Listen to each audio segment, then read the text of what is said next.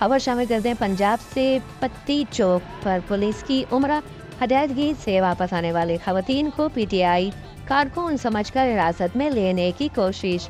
खवातीन अपना passport, boarding pass, ticket दिखाती रहीं, लेकिन पुलिस मानने को तैयार नहीं।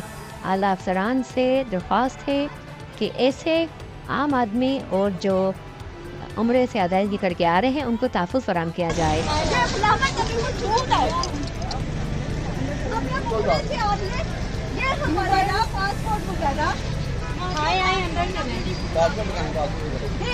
पासपोर्ट ये आज की अभी की हमारी रिपोर्ट पर जो है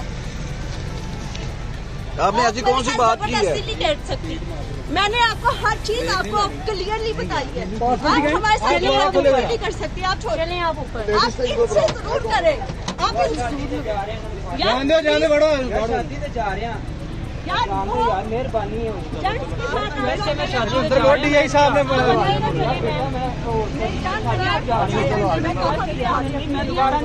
आई नो आप आए उम्रे से, ठीक है। हमारे पास पासपोर्ट है, वीजा है, अभी हमारे यहाँ बोर्डिंग पासेस हमारी मम्मा इतनी बीमार थी। मम्मा हमारी बीमार है, ठीक है। आपने क्या कोई नारेबाजी की है या नहीं भैया, हम तो वहाँ से टैक्सी से शादरा में रहते हैं, ठीक है। अब आप मेरा हाथ छोड़े। एएसपी शफीकाबाद ने मैडम